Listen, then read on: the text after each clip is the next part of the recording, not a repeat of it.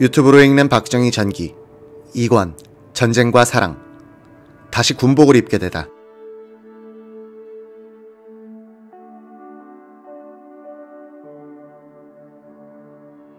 위대한 민족 지도자 이승만의 생애에 있어서 서울과 시민 그리고 군인들을 버리고 몰래 한강을 건넌 뒤 다리를 끄는 행위는 1대 5점으로 남게 됐다.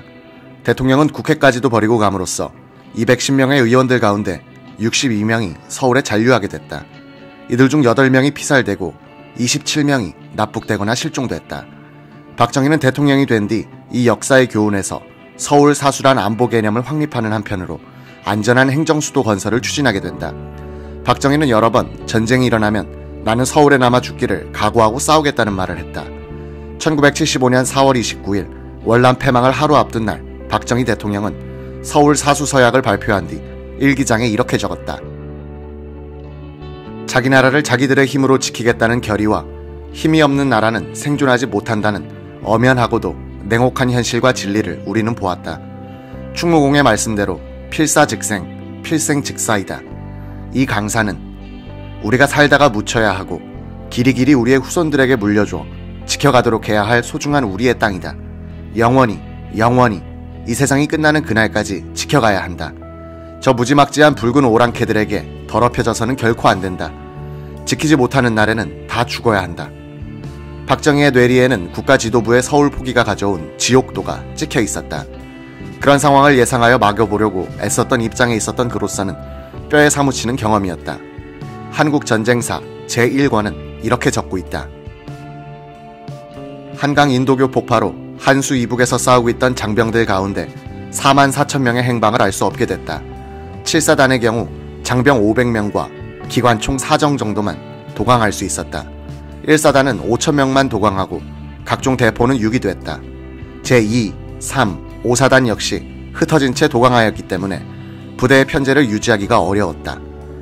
이 책은 이어서 군 작전을 신뢰하다가 피란길이 막히게 된 정부 요원들과 시민들은 학살되거나 지하로 숨어들지 않으면 안 됐고 미처 반출하지 못한 정부 재산은 적의 좋은 먹이가 되었다고 지적했다.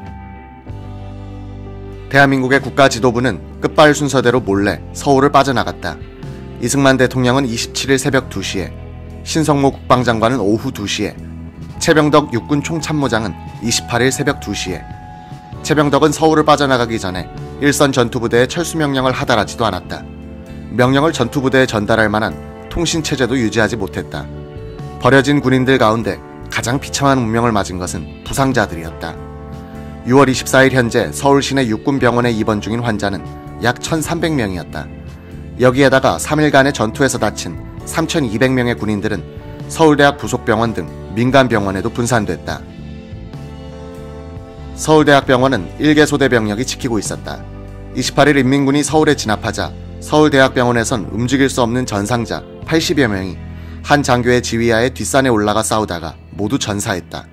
남아있던 전상자들은 인민군에 의하여 학살당했다.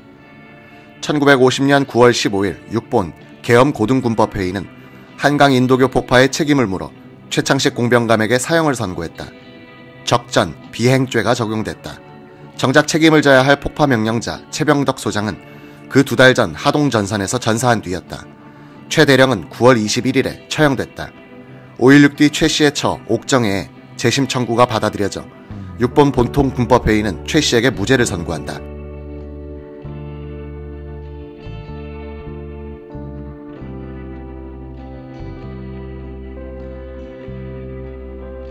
최창식 대령이 한강다리를 폭파한 것은 거부할 수 없는 상관의 작전 명령을 따른 것이며 40분간 폭파 시간을 늦추고 공포를 쏘면서 차량과 인마의 다리 진입을 막아보려고 했으나 더 이상 지체할 수 없어 폭파한 행위는 군 작전상의 정당 행위에 해당한다는 것이 판시 요지였다.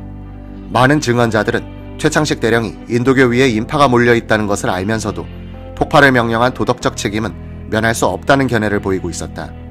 그때 통신이 유지되었더라면 인도교 폭파는 막을 수 있었다. 최병덕 총장이 폭파 명령을 내리고 시흥으로 가버린 뒤 남은 6본 참모들은 전투 중인 국군부대가 철수하기 전에 다리를 끊어버려서는 안 된다는 뒤늦은 자각에 도달했다. 그래서 장창국 작전국장과 정래혁 과장을 현장에 보내 폭파 중지를 명령하도록 지시했다. 현장에 나가 있는 최창식 대령과는 통신이 되지 않았다. 이때 육군의 작전통신체계는 마비 상태였다. 장, 정 두 사람은 중지도 파출소에 당도했을 때 헌병들의 제지를 받았다. 헌병들은 두 사람의 이야기를 들으려고 하지도 않고 무조건 인도교를 건너가지 못하게 했다. 그러는 사이 폭파가 이뤄진 것이다. 한강 인도교를 폭파해야 한다는 최병덕 소장의 강박관념. 그 원천은 인민군 전차의 도강을 막아야 한다는 일념이었다. 그런데 28일 새벽 그 아수라장 속에서 수도경비사령부 병기부에 김기담 중위는 걸어서 한강다리를 건넜다. 6.4 8기생회에서 펴낸 노병들의 증언에는 그의 수기가 실려있다. 한강 인도교 폭파 뒤 나는 무조건 한강 철교 쪽으로 갔다. 가까이 가보니 양쪽은 폭파된 것이 틀림없는데 가운데 철교는 확인할 수 없었다. 우리는 이 중앙철교 위에 선로, 갱목을 밟아갔다. 한가운데쯤 가니까 선로 양쪽에 상자가 수북이 쌓여 있었다. 그리고 도화선 같은 줄이 노량진 쪽으로 쭉 뻗어 있는 것이 보였다. 다이너마이트였다. 갱목을 하나하나 밟고 가야 하니 뛸 수도 없었다. 나에겐 남겨진 생명의 달이었지만 이 철교로 적의 탱크가 건너오게 된다. 세계의 철교 중 통행이 가능한 철교가 있었던 것이다. 28일 새벽에 이 사실이 알려졌더라면 수많은 생명이 한강에서 수당되지 않았을 것이다. 며칠 후 인민군 전차대는 이 철교를 이용해 한강을 건넜으니 인도교 폭파는 도대체 누구를 위한 것이었던가 하는 탄식이 나오지 않을 수 없겠다.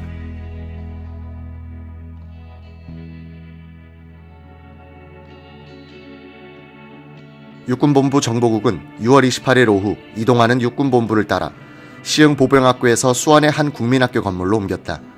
육보는 수원 농업시험장으로 가서 작전지휘본부를 설치했다. 전투정보과는 과장이 공석인 상태에서 비공식 문관 박정희가 지휘해 업무체제를 갖췄다. 30일 오전 이곳에 들른 장도영은 27일 밤 육본이 철수할 때 헤어졌던 박정희가 서울에 남지 않고 도강한 것을 확인하고는 여간 반갑지가 않았다. 그는 회고록에 이렇게 썼다. 28일 새벽에 적군이 서울에 진입한 상황으로 보아서 그는 다르게 행동할 수도 있었지 않았겠는가. 확실한 근거도 없이 부하를 의심하는 게 아니야. 저렇게 유능하고 믿을 만한 사람이 몇이나 될까 하고 생각했다. 나는 이때부터 그에 대한 사상적 의심을 버렸다. 오히려 과거 그를 조금이나마 달리 생각해왔다는 것이 미안하다는 마음이었다. 전투정보과 북한반 선임장교이던 김종필 중위의 기억에 따르면 박정희는 수원에서 소령으로 복직했다고 한다. 박정희는 좀 계면적인 표정으로 김중희에게 나 복직했다고 말했다. 난리통이라 새 철모나 계급장이 없었다. 김중희는 다른 사람이 쓰던 헌 철모 하나를 주워왔다. 상한판 정리용 색연필로 철모에 빨간 태극 문양이 든 소령 계급 표시를 그려넣었다. 김중희는 우선 이걸 쓰시죠 라면서 철모를 미래의 처삼촌에게 씌웠다. 김종필 총리설이는 그분의 표정이 그렇게 유쾌한 편은 아니었다. 만감이 교차하는 것 같은 그런 얼굴이었다 라고 기억했다. 무기징역을 선고받고 파면된 이후 1년 2개월 만에 박정희는 다시 군복을 입게 됐다. 인민군의 남친이 박정희를 구한 셈이다. 결과적으로는 김일성이 박정희를 살려내 자신의 적수로 만든 것이다. 박정희를 소령으로 복직시킨 데는 장도영이 중요한 역할을 했다. 장도영은 회고록에서 이렇게 썼다.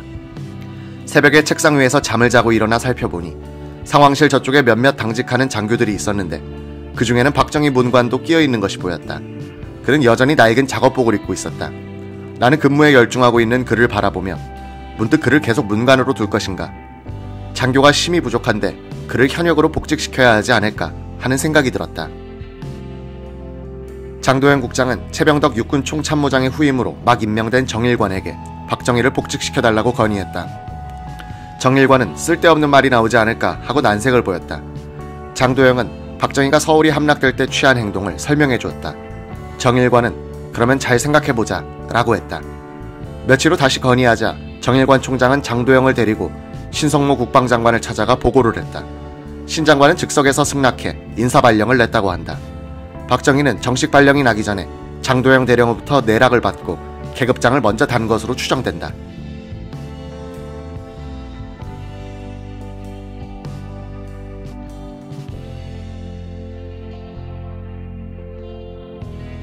김종필 중위는 박정희에게 철모를 씌워주면서 맨 처음 그를 만났을 때가 생각났다고 한다.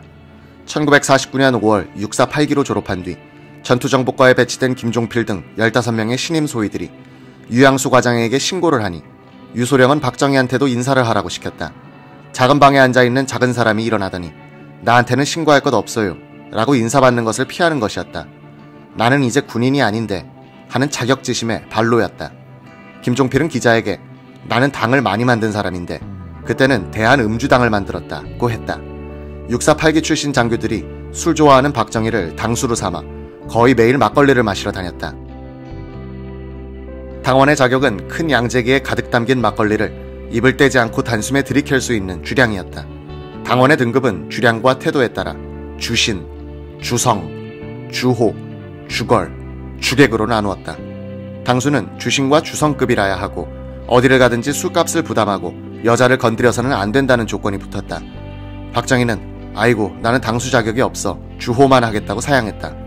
실제로 술값은 김종필 등 8기 장교들이 부담했다. 박정희는 거의 10살이나 아래인 청년 장교들과 술을 마실 때면 일본어로 브레이코 라고 외치면서 예절이나 형식을 집어치우고 마음 편히 신나게 놀도록 유도하곤 했다.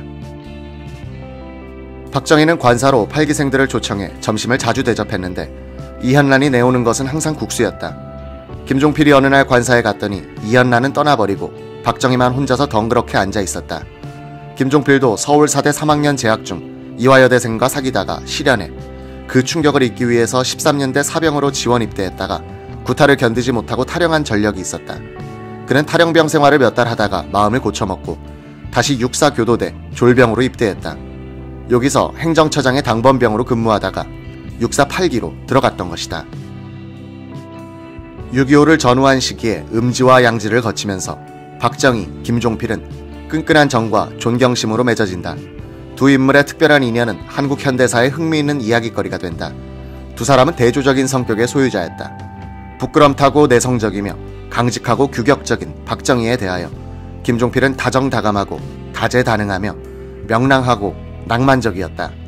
박정희의 강과 김종필의 유는 때로는 어울리고 때로는 부딪히면서 현대사의 화폭에 극적인 음영을 그리게 된다. 인민군이 서울로 들어온 6월 28일 북한의 박헌영 부수상 겸 외상은 방송연설을 했다. 이와 같은 엄숙한 시기에 왜 남조선 인민들은 모두 떨쳐 일어나지 않고 있습니까? 무엇을 주저하고 계십니까? 모든 인민들은 하나같이 일어나 전인민적, 구국적, 정의의 전쟁에 적극적으로 참여하지 않으면 안 됩니다. 이 선동에 호응하여 봉기한 남로당원은 아무도 없었다. 국군은 기습으로 밀렸지만 항복을 거부하고 도강을 선택했다. 비겁한 기습을 당했다는 데 대한 분노와 점령된 서울에서 들려오는 학살 소식은 국군들의 마음에 투지와 복수심을 심었다.